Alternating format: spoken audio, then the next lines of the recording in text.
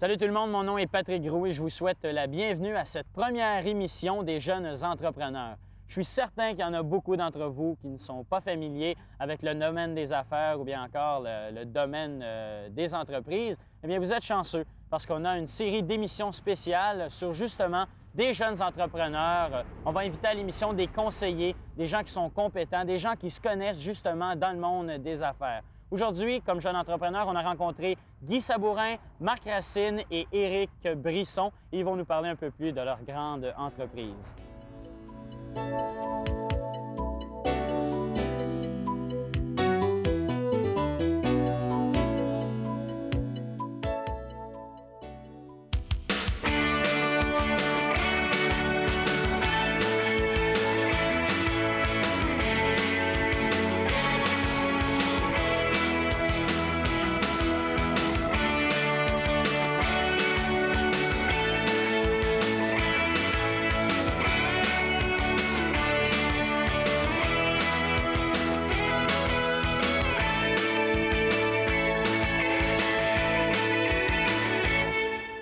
Présentement, on est avec Marc Racine et Guy Sabourin qui ont parti leur propre petite compagnie. Ça s'appelle Fine Touch Landscaping.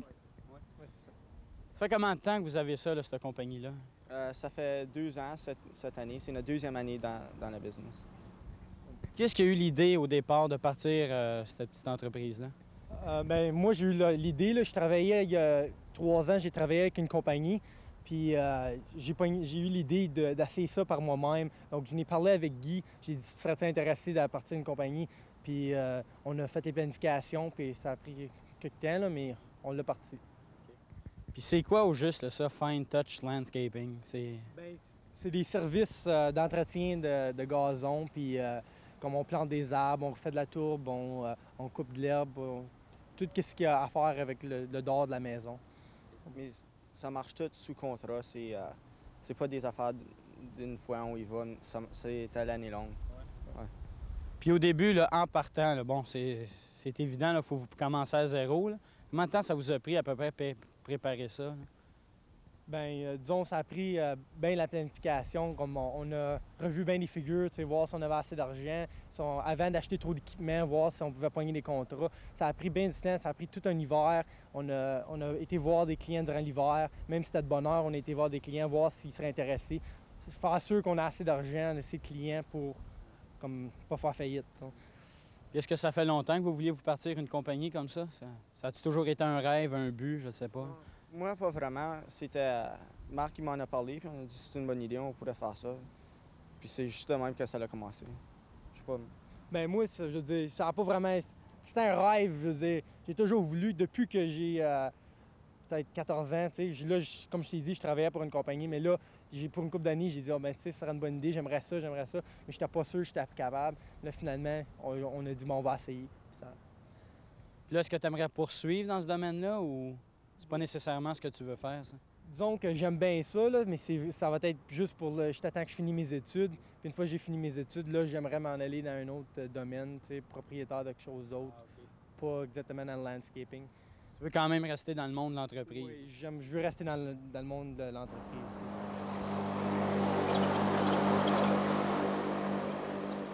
Comment est-ce que vous vous êtes arrangé justement pour pouvoir trouver une clientèle, pour pouvoir trouver des clients? On a commencé la première année, on a passé des pamphlets autour comme des sections de la ville qu'on pensait qui seraient les meilleurs à avoir comme une meilleure clientèle.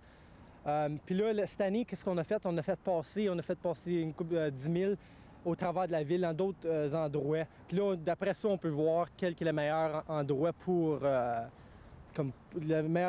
clientèle ou qu'il y a plus de clientèle disponible. Comment vous vous êtes arrangé pour pouvoir trouver de l'équipement, des instruments de travail? Moi, je m'ai informé avec une autre compagnie d'où qui prenait l'équipement, quelle sorte d'équipement qui serait le mieux utilisé. Je veux dire, il y a bien d'équipements, il y a bien différentes sortes d'équipements que tu peux acheter. C'est pour ça que je m'ai informé, j'ai fait sûr de savoir ce que j'achetais. Puis là, j'ai été à place comme mon fournisseur, on a pris un acompte avec eux autres. Puis là, on achète tout sur acompte, toujours l'équipement, dépendant de ce qu'on a besoin. On l'achète toujours de la même place. Puis pour un jeune comme ça, 2 jeunes, je dis jeune parce que vous êtes quand même assez jeune, vous n'avez pas 40 ans. C'est quand même difficile de partir une entreprise. Est-ce que vous avez eu de l'aide? Disons, ben, j'ai eu de l'aide de mon père, des conseils, puis il m'a prêté de l'argent et tout, à cause ça prend de l'argent pour partir ça. Je veux dire, j'avais pas d'argent, moi, quand je voulais partir. On a même eu un emprunt pour les étudiants. C'est un emprunt spécial pour les étudiants qui veulent partir d'une compagnie. On a pris ça, puis ça nous a aidés. Toi, là, jusqu'à maintenant, tu as ta propre petite compagnie, tu es fier avec ça. Ce serait quoi ta prochaine étape, ton prochain but? Là? Je sais pas encore. Ben, je vais finir mon école avant. Je pense aller en sciences ou quelque chose de même. Puis je sais pas si je vais continuer dans des entreprises ou si je vais pogner quelque chose dans le domaine des sciences. Maintenant que tu as pu toucher là, à ce monde-là, là, ça t'intéresserait pas d'aller étudier, je sais pas moi, en affaires, en commerce? Oui, mais c'est qu'il y a tellement de monde, ben, je trouve, qui vont en affaires puis en commerce que je sais pas si j'aurais tant de chance que ça. Vos plans d'avenir, là, les gars, là, ce serait quoi là, en ce moment? Là? Bien, on aimerait grossir le plus que possible pendant qu'on est jeune, parce que c'est dur quand tu es plus vieux de prendre des risques. Tu as une famille, tu as une maison, tu peux pas mettre de l'argent là. Et on aimerait grossir le plus que possible maintenant, puis une fois qu'on est à l'école, soit vendre ou continuer, dépendant de comment que ça va. Toi, c'est la même chose? Bien, moi, j'aimerais grossir là, à un point que je pourrais rentrer de l'argent, vendre, mais garder une part dedans, disons, garder 30 ou quelque chose dedans dans la compagnie, puis rentrer un revenu sans avoir besoin de trop m'impliquer dedans. Je sais que vous voulez finir vos études là, avant de continuer là-dedans. Qu'est-ce que vous aimeriez faire ensuite de ça? Là? Bien, moi, j'espère graduer de l'administration, là, puis peut-être m'en diriger dans un restaurant, m'ouvrir un restaurant, quelque sorte, une franchise ou ni un restaurant. Toi aussi, c'est la même chose un peu? Moi, j'aimerais aller dans le domaine des sciences, mais j'aimerais avoir quelque chose sur le côté, un restaurant ou une petite entreprise qui m'appartient, que je peux... OK, bien les gars, on a une bonne nouvelle pour vous. Là, on va aller rencontrer justement quelqu'un.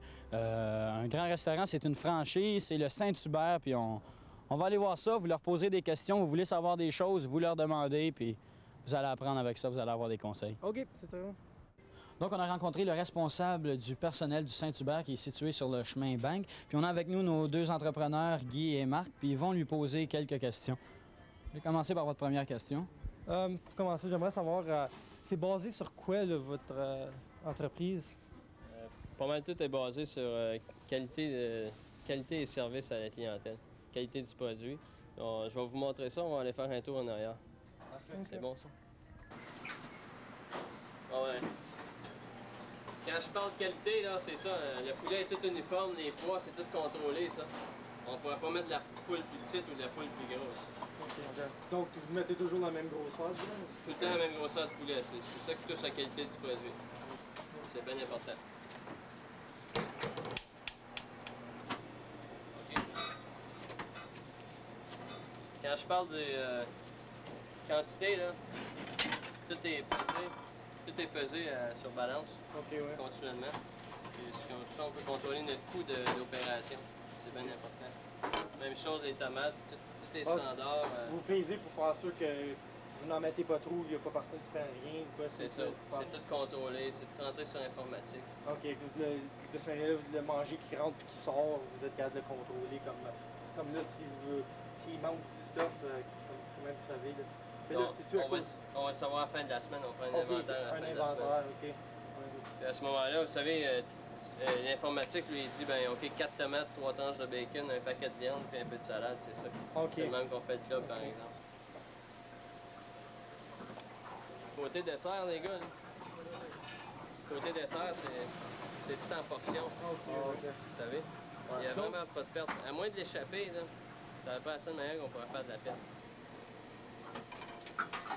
Pour monter, on a des portions aussi à salade. Là. OK. Ce qu'on appelle des pre-packs, là, c'est 2 onces par portion. Les filles, quand ils servent une salade, ils mettent un contenant comme ça, ils peuvent pas se tromper. Le produit, ça donne une meilleure qualité de produit. Le produit est tout le temps uniforme avec ça. OK. Vous autres, en tant que directeur du personnel, c'est quoi votre rôle? Moi, je me trouve être en charge de tout ce qui touche employé, aussi bien pourquoi est-ce que l'employé est engagé, pourquoi est-ce que l'employé quitte, pourquoi est-ce qu'il est éclairé. Je m'occupe de tout ça, l'embauche, le lay-off qu'ils appellent en anglais. Puis l'autre chose, je m'occupe de faire ça qui fassent l'ouvrage comme supposé. Il faut qu'ils ont des standards à suivre aussi bien dans la cuisine qu'à l'avant, quand ils servent le client. Il y a des procédures à suivre. La manière de tenir la soucoupe avec la tasse de café, par exemple, il y a des méthodes qu'il faut que les employés suivent. S'ils ne suivent pas à ce moment-là, bien, c'est malheureux, on ne les garde pas. Puis même chose dans la cuisine, faire sûr que les plats sont bien apprêtés, que les gars suivent les recettes. Ça, c'est bien important. À chaque fois qu'il y a une nouvelle promotion dans un restaurant, c'est des nouvelles méthodes de travail, bien, c'est là que moi, je rentre en jeu. Je me présente dans la cuisine, puis je dis, écoutez, les gars, là, on a une nouvelle recette. Là. Je vais vous montrer comment, vous savez. Comment est-ce que vous contrôlez le nombre d'employés que vous avez besoin pour un soir? Ça va-tu par comme des événements ou comme... En principe de base, il y a toujours un minimum à respecter pour que ça soit opérationnel. Par exemple, le jour, ça en prend 4 dans la cuisine, à peu près 4 dans la salle à manger également. C'est le minimum. Si jamais il y aurait quelque chose de spécial, comme ici, à l'endroit où on est, il y a le parc Lansdowne. S'il y aurait un concert à rock ou il y aurait comme demain soir, c'est une partie de football, mais là, il va falloir ajouter deux gars dans la cuisine, il va falloir ajouter 3 serveurs de plus. Alors, c'est des coûts, ça. Ça coûte cher. Pouvez-vous nous définir un bon employé? Un bon employé, ça existe encore, c'est la première des choses. C'est pas vraiment l'âge qui fait que l'employé est bon. Parce qu'ici, la moyenne d'âge est à peu près 20 à 25 ans, les employés. Je dirais un bon employé, c'est quelqu'un qui suit les directives, puis le travail est bien fait. C'est aussi simple que ça. Saviez-vous qu'il y a un prêt nommé Prêt Jeunes Entrepreneurs qui est offert aux jeunes qui désirent lancer leurs propres affaires indépendantes? Il s'agit d'un prêt jusqu'à concurrence de 7 500 $. Si vous avez des questions, si vous n'êtes pas sûr de l'admissibilité de votre entreprise, adressez-vous à Renseignement Jeunesse en composant le 1-800.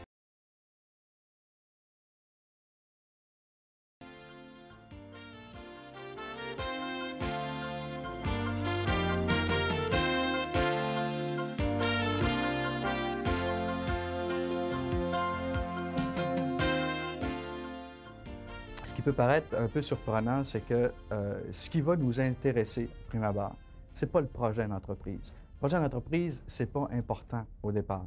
Ce qui est important pour nous, c'est de rencontrer la personne qui se présente à nous et de la connaître. Okay? Parce que ce qui est important dans une entreprise, ou ce qui fait le succès d'une entreprise, ce n'est pas le domaine où vous allez démarrer, c'est plutôt votre capacité à vous, comme entrepreneur, de rendre le projet à terme. Okay? C'est ça qui est important. C'est ce qui fait le succès d'une entreprise, c'est d'être entrepreneur. Et je pense que depuis à peu près 7 ans qu'on opère, on a développé, excusez-moi l'expression, ce PIF, qui fait en sorte que, par exemple, en 2 ou 3 rencontres, on est capable de dire à un jeune, écoute, ton projet d'entreprise ne cadre pas avec ce que tu es comme individu. Il n'y a pas vraiment de rapport. Et tout à fait le contraire, bien, ça cadre très bien avec ce que tu es comme individu. On sent qu'il y a une chimie qui se fait entre le projet et la personne qui veut mener le projet à bien. Ça, c'est très, très, très, très, très important, on l'oublie.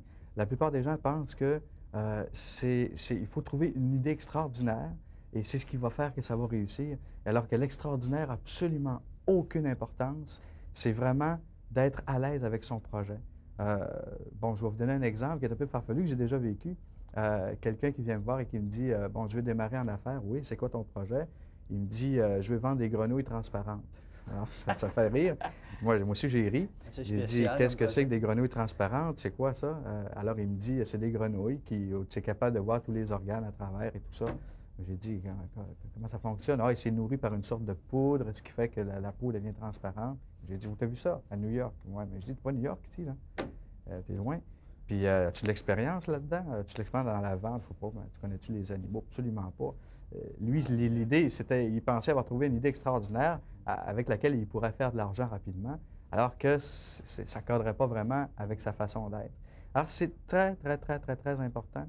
Moi, ce que je dis aux gens, c'est connaissez-vous avant et essayez de comprendre pourquoi, quelles sont vos motivations premières pour démarrer une entreprise. Et chez 80 de nos jeunes, la motivation première, c'est d'impressionner les parents. Et moi, je leur dis tout de suite, oubliez ça. Faites-le pour vous, pas pour les autres.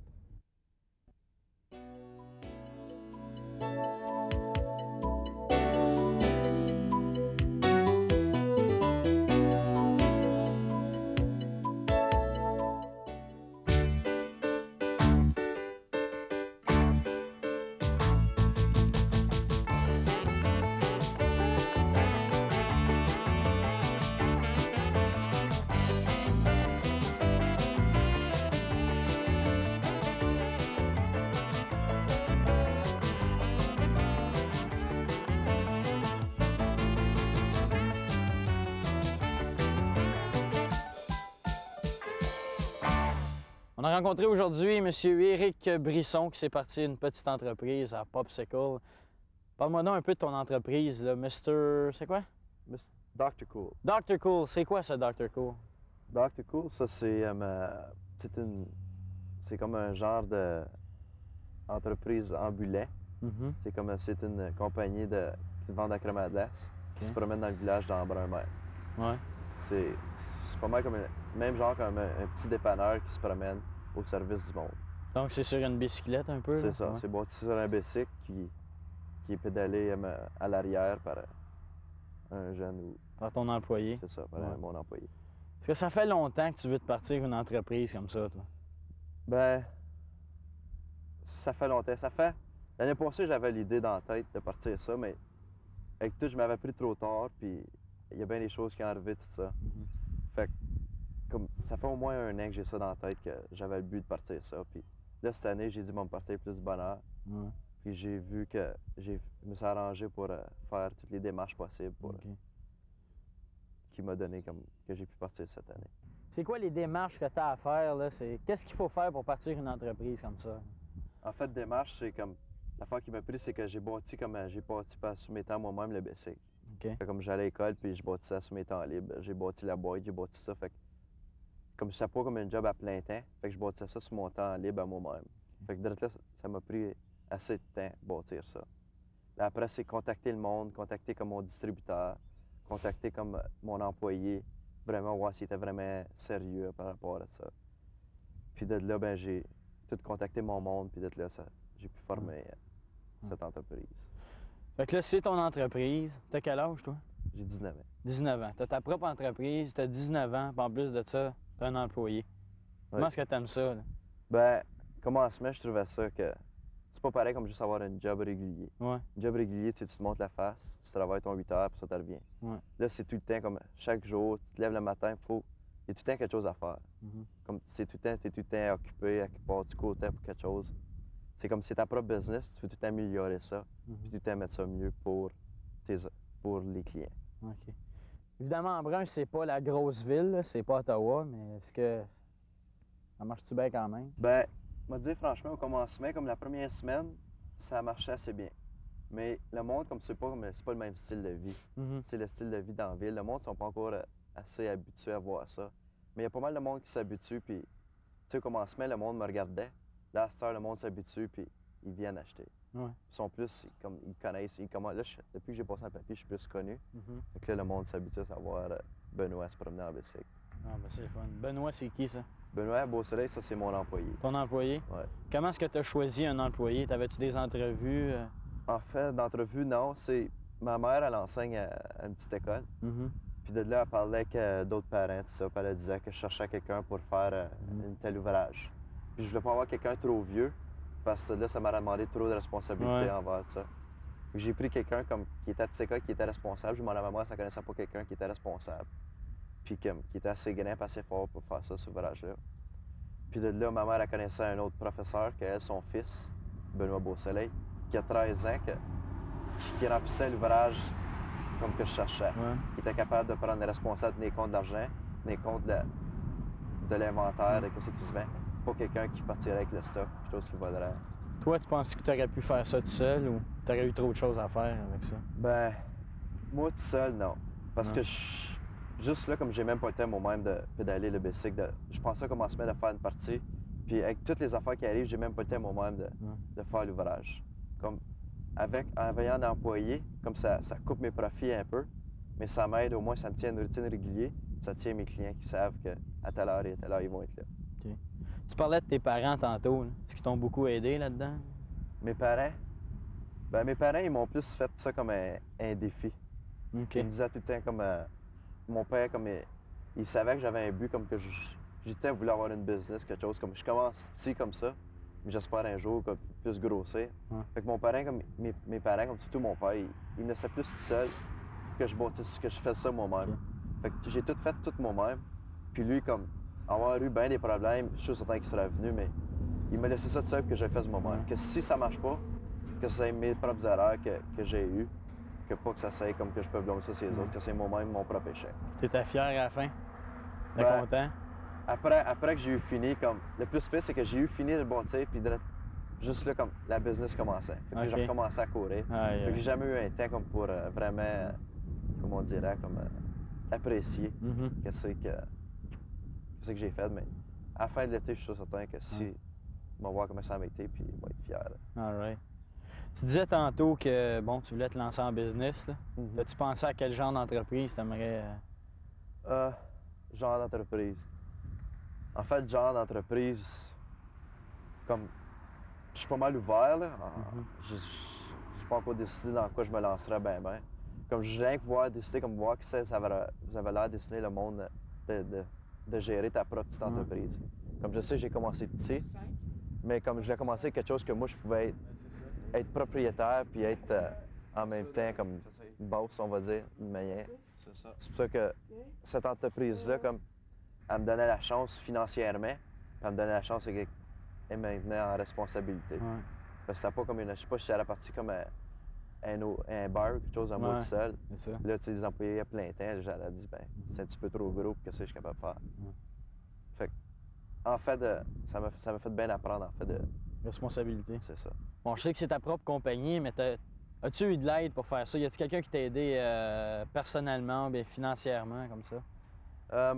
Personnellement, j'ai eu de l'aide. En fait, j'avais l'idée pour bâtir comme le frame, l'essieu et tout ça. Ouais. Mais en fait, pour le soudure puis les coupures, tout ça, du fer même, comme j'ai acheté mon propre fer, j'ai eu l'aide de M. Réal Fournier. Ouais. Ça, c'est un fermier qui a tout l'équipement possible pour faire les soudures. OK. Fait que là, moi puis lui, on a travaillé ensemble pour bâtir le bicycle même. Financièrement, j'ai eu l'aide d'Embrun Collision. Ouais. Ça, c'est une body shop à Embrun même. J'ai eu l'aide de Brasserie La Cage. Ça, c'est un des bars à Embrun qui est situé sur la rue Notre-Dame. OK. J'ai eu l'aide aussi également de Sport Actif. Ça, c'est un des bons reconnus magasins sport à Embrun. OK. Puis j'ai eu l'aide également de Majestic Sign. Ça, OK. c'est lui qui a fait tous mes lettrages sur ma boîte même, puis qui a fait les lettrages sur la plaque de plexiglas pour mes annonceurs. Sans tes commanditaires, là, penses-tu que tu aurais pu arriver? Sans mes commanditaires, financièrement, non. Non. Parce que ça paraît pas gros, mais juste une petite entreprise comme ça prend pas de temps que les dépenses montent vite. Mhm. Comme financièrement, comme Brasserie La Cage, Embrun Collision, Sport Actif, puis Majestic Sign, tous eux autres ensemble, ils m'ont beaucoup aidé, en fait, financièrement. Là, mesdames, messieurs, on est en compagnie de Benoît. Benoît, c'est l'employé d'Éric. Comment ça va, Benoît? Ça va bien? Ouais. Ouais. Je vais te poser une question. Là. Moi, là, j'ai resté avec vous autres toute la journée, puis je me suis aperçu qu'Éric t'appelait Tipit. Y a-t-il une raison pour ça? Ben ouais, c'est plutôt pour dire qu'on n'est pas vraiment en relation patron-employé. C'est plutôt amical. On est vraiment amis. C'est plutôt pour prouver ça. Tu trouves ça important, toi, que... T'aimerais-tu mieux qu'il fasse son patron sévère ou bien t'aimes mieux ça comme ça? J'aime mieux ça comme ça, parce qu'il n'est pas vraiment sévère, il est plutôt vraiment gentil comme patron. C'est un bon patron. Je le conseillerais un peu à tout le monde. Un peu à tout le monde. Toi, je sais que tu travailles pour lui. Là. Aimerais-tu ça, toi, un jour, partir ta propre petite entreprise ou c'est juste pour une job d'été comme ça? Là? Ben, j'ai pensé un peu à partir de ma propre business, mais c'est comme, à l'âge que j'ai, c'est plutôt espéré.